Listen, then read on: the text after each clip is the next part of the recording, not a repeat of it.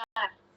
मीरा ने तो ये स्वीकार कर लिया, पर हमने ये स्वीकार करा कि मेरा ये नाम है, जाति है, मैं स्त्री हूँ, पुरुष हूँ, मेरा परिवार है।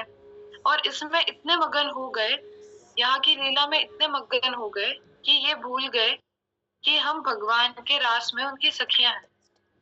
जब तक ये भूले रहेंगे तब तक जन्मते मरते रहेंगे, और जब याद आ जाएगी तब मीराबाई की तरह रास में समा जाएंगे। जड़ वस्तु से या जड़ से संबंध रखते हुए मनुष्य भगवत प्राप्ति नहीं कर सकता। ये जीव चेतन होते हुए भी जड़ की तरफ दौड़ता है। जड़ का अर्थ है कि जो न खुद को जानता है न दूसरों को जानता है, और चेतन का अर्थ है जो खुद को भी जानता है और सबको जानता है।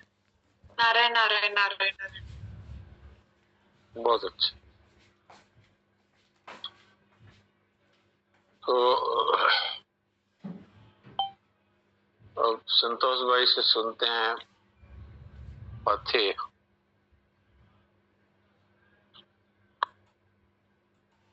पथे का पत्र पढ़िए।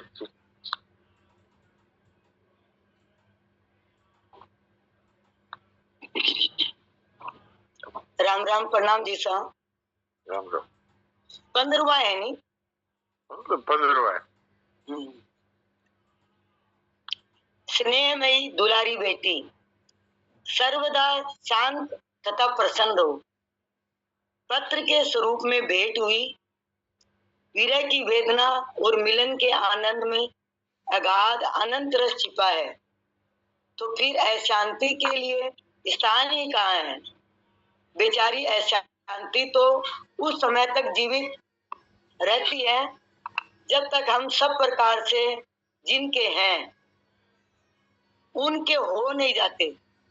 उनके हो जाने पर फिर कुछ भी करना शेष नहीं रहता, और अनेक रूपों में उनकी ही प्रेममयी नित्य नव लीला का स्वतः अनुभव होने लगता है, जो प्रेम प्राप्ति का मुख्य साधन है।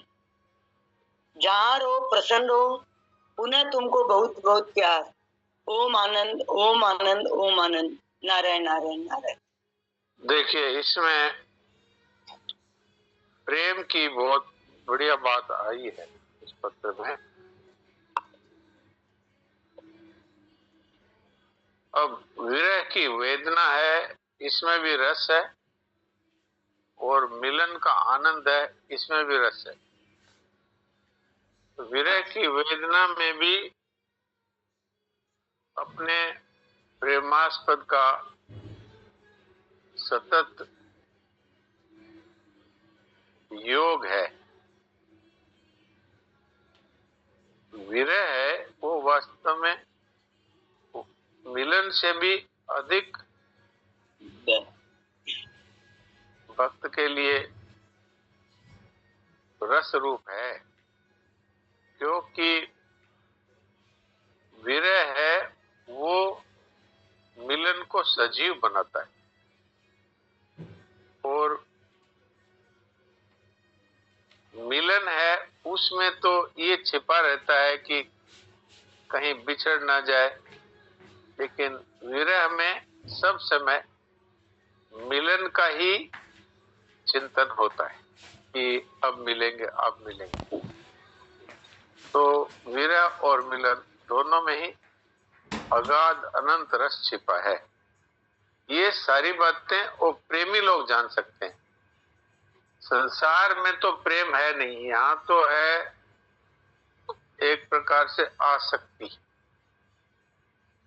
प्रेम और आसक्ति में क्या फर्क है कि आसक्ति में लेना ही लेना है और प्रेम में देना ही देना है।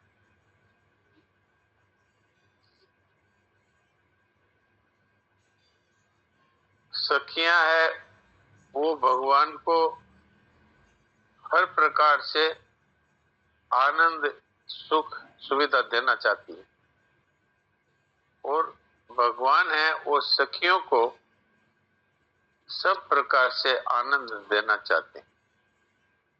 दोनों में भी अपने लिए किसी प्रकार की चाहना नहीं।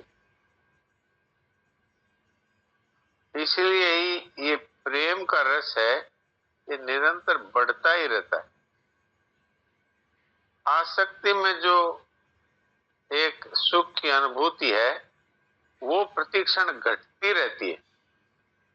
आप देख लीजिए, संसार से हम एक उदाहरण लेते हैं।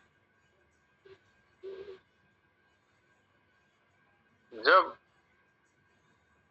किसी कन्या का विवाह होता है और वर के साथ में उसका मिलना होता है, तो शुरुआत में जो उन दोनों के बीच आकर्षण होता है वो धीरे धीरे कम हो जाता है। कुछ वर्षों के बाद एक ऐसा समय भी आता है जब वो एक दूसरे से लड़ाई भी करने लगते हैं, और कहीं कहीं तो ऐसी भी स्थिति हो जाती है कि एक दूसरे से अलग हो जाते हैं। तो ये संसार का जो रस है, ये आसक्ति का रस है, ये प्रतिक्षण घटता है। और जो, क्योंकि इसमें लेने का भाव है, दोनों ही एक दूसरे से लेना चाहते हैं, सुख भी, सुविधा भी, धन भी, मान भी। और प्रेम है, उसमें केवल देना ही देना है। वहां सुख भी देना है, सुविधा भी देना है, सम्मान भी देना है, सब देना ही देना है। वहां लेने का कोई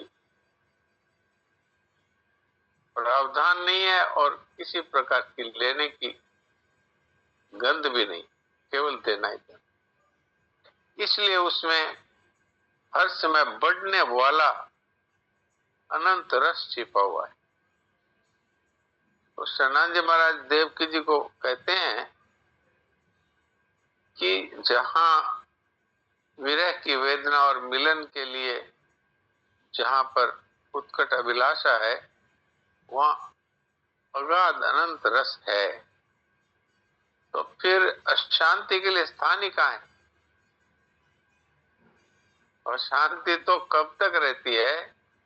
जब तक हम अपने प्यारे प्रभु से मिल नहीं जाते अथवा उनके सन्मुख नहीं होते।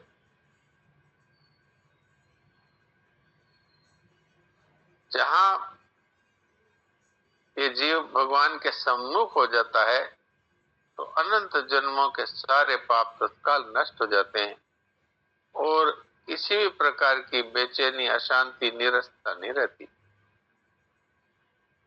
तो ये कब तक रहती है? जब तक, शरणानंद जी महाराज कहते हैं, हम हर सब प्रकार से उन परमात्मा के शरण न हो जाते। उनके शरण हो जाने पर फिर कुछ भी करना शेष नहीं रहता। फिर तो पूरे संसार में हमारा प्रेमास्पद परमात्मा ही दिखाई देता है और उनकी नित नव लीला का अनुभव होने लगता है। तो ये बात है जो अभी कही गई। इसमें अगर किसी का कोई प्रश्न हो तो प्रश्न करें।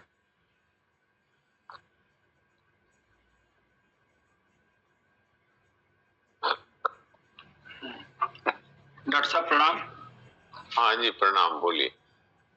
अशांति तो केवल असत का जब द्वैत भाव है लेने वाला, जड़ वस्तुओं का, देश काल, व्यक्ति, परिस्थिति, कुटुंब, पदार्थ, क्रिया, इस सब में अगर है तो ही अशांति का कारण है और मोह विकसित होगा। प्रेम का तो प्रश्न ही नहीं है।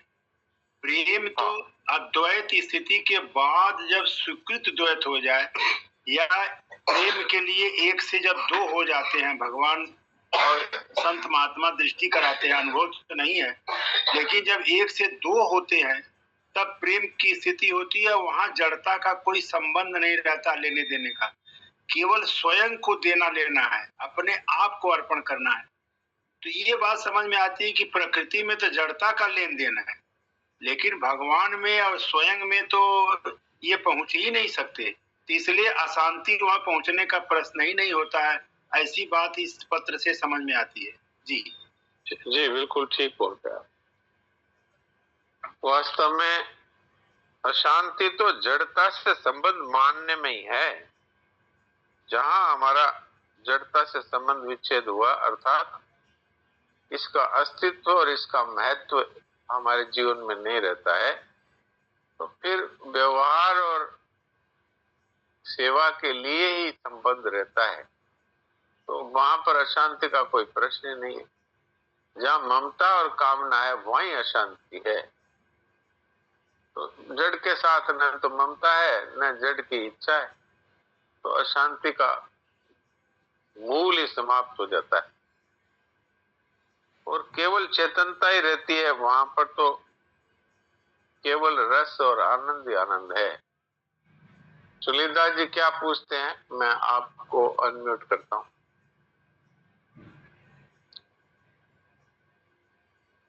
हाँ बोलिए। महाराज जी राम राम। राम महाराज जी, आज दोपहर में जो साधक संजीवनी की चर्चा चल रही थी, उस समय ये एक चर्चा आई थी कि ईश्वर जो है वो हम सभी व्यक्ति को, सभी प्राणी को मतलब व्यक्तिगत रूप से जानते हैं, व्यक्तिगत रूप से पहचानते हैं। तो उस समय जो एक चर्चा हो रही थी कि जो आप जब चर्चा कर रहे थे तो बोले थे मनुष्य जो है भगवान के लिए एक कीट पशु के तरह भी है। तो उस चर्चा में वो स्पष्ट नहीं हो पाया कि आप कुछ दृष्टिकोण बता रहे थे, लेकिन तब तक दूसरा प्रसंग चालू हो गया। वो जो दृष्टिकोण बता रहे थे कि वो क्या था, थोड़ा और जानना चाह रहे हैं। हाँ, मैंने ये कहा था कि भगवान प्रत्येक जीव को व्यक्तिगत रूप से जानते हैं और मानव को तो विशेषता से वो जानते भी हैं और प्रेम भी करते हैं। वैसे तो सब जीवों से करते हैं, पर सबसे अधिक मनुज मोही प्यारे। मानव क्यों ज्यादा प्यारे हैं कि मानव है वो जगत के लिए, खुद के लिए और परमात्मा के लिए उपयोगी हो सकते हैं। तो ये बात मैंने इसलिए कही थी कि एक कहां पर तीन लोग के महान ईश्वर और कहां पर हम तुच्छ जीव। तो कीड़े मकोड़े कहने का तो मेरा मतलब ये नहीं था कि कीड़े मकोड़े हम, कहने का मतलब ये था कि कहां वो और कहां हम। फिर भी वो हमसे प्रेम भी करते हैं और हमको व्यक्तिगत रूप से जानते हैं। इस पर मैं एक कहानी सुनाता हूं आपको। भगवान अपने भक्तों से और कितना प्रेम करते हैं। एक गांव में एक किसान रहता था। तो वो किसान के पास खेत था, उसने खेत में ही अपना झोपड़ी बना रखी थी और अपनी पत्नी के साथ रहता था। उसके माता पिता मर चुके थे, वो और उसकी पत्नी दो ही रहते थे, खेत का काम करते थे और वहीं पर ही झोपड़ी में रहते। तो खेत के सामने एक पगडंडी थी जिससे वो लोग आते जाते थे। तो कोई संत महात्मा उधर से निकलते तो वो संत महात्माओं का बड़ा प्रेमी था, तो भाग करके जाता पगडंडी पर, उनको दंडोत प्रणाम करता और फिर कहता, महाराज जी हमारी झोपड़ी पवित्र करिए, आप पधारिए। तो महात्मा जी को लेके जाता और फिर उनके चरण धोता और फिर आसन देके झोपड़ी के बाहर जो एक गोबर का चबूतरा बना रखा था उस पे बिठा के और फिर अपने घर में जो बना हुआ होता था वो ला करके उनको देता कि महाराज भोजन करिए। और भोजन नहीं बना होता तो कहते, महाराज आप थोड़ा बैठिए, अभी गरम गरम भोजन बना देंगे। तो बहुत सारे संत महात्मा उधर से निकलते थे, तो उसका यही क्रम था। महात्मा जी को देखते ही दौड़ के जाता और उनको लाता और उनके अपने पास जो थी उससे उनकी सेवा करता। एक बार नारद जी पृथ्वी पर भ्रमण करते हुए उधर से साधु के वेश में निकले, तो वो भागा, उसको तो पता नहीं था नारद जी है। भाग के जाके चरणों में दंडोत प्रणाम किया और बोला, महाराज आप पधारिए, हमारी कुटिया पवित्र करिए। कहाँ है? बोले वो ही सामने। तो नारद जी गए, वहां गए तो उसी तरह से उसने आसन बिछा करके बिठाया, चरण धोए और फिर जो अपने घर में बना हुआ था वो ला करके उनके सामने रखा। महाराज आप प्रसाद पाइए। तो नारद जी बड़े प्रसन्न हुए और जाते जाते बोले, अरे भाई तुम्हारे कोई तरह की तकलीफ तो नहीं है ना? तो हाथ जोड़ के बोला, महाराज भगवान का दिया हुआ सब कुछ है, खाली यही है कि 10 वर्ष हो गए कोई संतान नहीं। तो नारद जी ने कहा अच्छा। नारद जी ने कहा देखो भाई, मैं अपने प्रकट हो गए, बोले मैं हूं नारद और मैं भगवान विष्णु के पास जाऊंगा और उनसे पूछूंगा क्या करें, क्या उपाय करें। तो चरणों में गिर गया, महाराज जरूर पूछ के बताइए। तो नारद जी गए भगवान के पास और जाके कहा ऐसे ऐसे वो उस गांव का वो किसान है, वो झोंपड़ी में रहता है। तो भगवान बोले हाँ हाँ, उसका नाम क्या है? रामानंद। हाँ बोले रामानंद।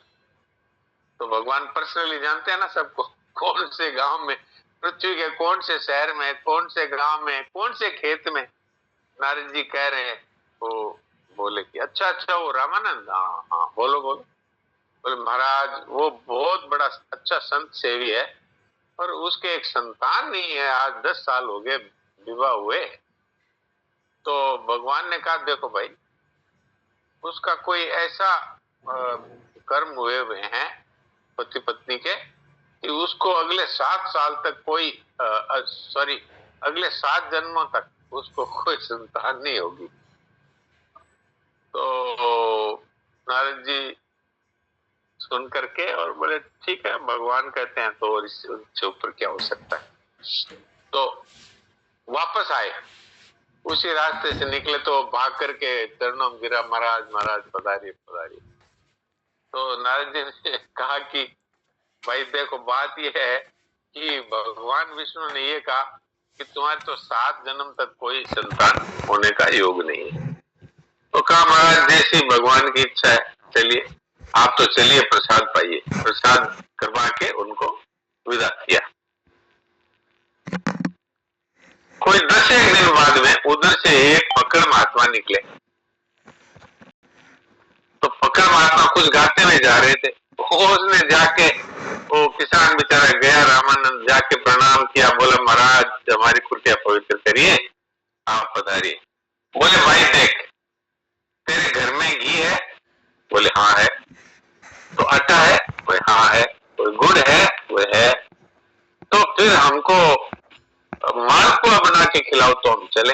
महाराज चलो चले, महाराज जरूर जरूर आप पधारिए, मालपुआ बनवाएंगे, हमारी पत्नी से कहूंगा जरूर बना के खिलाओ। वो बड़ाई संत सेवी था। अब हमारे जैसा कोई हो तो उसको ऐसा नहीं हो जाए कि ये तो मालपुआ खाने वाला स्वादु काय का साधु है, ये तो स्वादु है। और वो बहुत श्रद्धालु था तो लेके गया और पत्नी से कहा देखो संत पधारे हैं, और वैष्णव ने सम्मान पूर्वक बिठाया, चरण धोए और बोले महाराज आप थोड़ा विराजे, अभी अभी गरम गरम मालपुआ बनवा दो। मालपुआ बनवाया, बनवा के उनको परोस दिया। 1 लिया, 2 लिया, 3 लिया, फिर बोले बस अब पेट भर गया, महाराज और ले लीजिए। बोले नहीं बस। अब वो अपना आचमन करके खड़े हुए, फिर बोले अरे बच्चा कोई तकलीफ तो नहीं है ना? तो बोले महाराज सब कुछ ठीक है, भगवान की कृपा है, परंतु अरे परंतु क्या बोलो? बोले बात ऐसी है कि वो जो होने वाली नई चीज है उसको अब मैं आपसे क्या कहूँ। बोले नहीं तुम बोलो। बोले महाराज 10 वर्ष हो गए कोई संतान नहीं। तो कहा कि अच्छा, झोली में से अपने एक डिबिया निकाली, उसमें राख थी, उस राख को थोड़ा हथेली पे डाला और एक चोटी भर के और ऐसे ऊपर आकाश में फेंक दी। बोले 1, फिर 1 और भरी, फिर 2, फिर 1 और भरी, फिर 3, और फिर बोले अब जाओ तुम्हारे प्रतिवर्ष 1-1 संतान होगी, 3 संतान होगी। अब वो किसान तो मन में जानता था कि भगवान से पूछ के आ गए, अब कहाँ से संतान होगी। फिर भी वो हाथ जोड़ के बोला महाराज आपकी बड़ी कृपा है। महाराज विदा हो गए। अब वो 1 साल हुआ और उसके एक लड़का हो गया, दूसरे साल फिर एक लड़का हो गया, तीसरे साल फिर एक लड़की हो गई। अब तो किसान है जो बराबर सोचता रहा कहाँ वो पकड़ बाबा, फिर हमें तो उनके चरणों में प्रणाम। पकड़ बाबा क्या है, वो तो पकड़ थे। तो उधर से एक बार निकले, फिर कहीं कन्याकुमारी और कहीं घूमते निकल गए, कभी आए नहीं। अब उधर से क्या है, नारद जी निकले दोबारा 3-4 वर्ष बाद में, तो देखा कि वो भाग के आया, महाराज चलो हमारी कुटिया पवित्र करो। तो नारद जी आए तो वहां देखा 3 बच्चे खेल रहे। तो पूछा, अरे भाई ये बच्चे किसके हैं?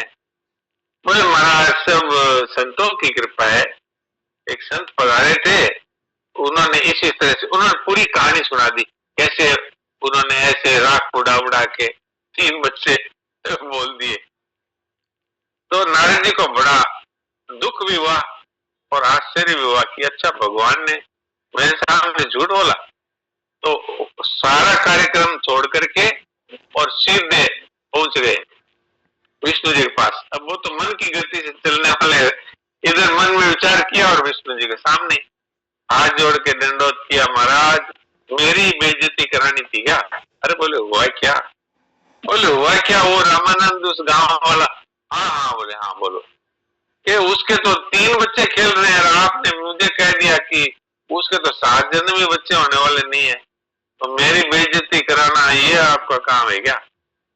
भगवान बोले देखो भाई, मुझे अच्छी तरह पता है उसके 3 बच्चे हो गए। तो हुआ ना, भगवान पर्सनली सब कुछ जानते हैं। तो फिर बोला कि देखो मैं भक्त के पराधीन हूं, मैं तो कुछ नहीं कर सकता, अपने विधान के अनुसार ही चलता हूं। लेकिन अगर आप उस टाइम कह देते ना उसको, जा तेरे 3 होंगे, तो 3 ही हो जाते, क्योंकि भक्त की बात तो मैं टालता नहीं, मेरी प्रतिज्ञा तो मैं तोड़ भी देता हूं, भक्त की बात नहीं टालता।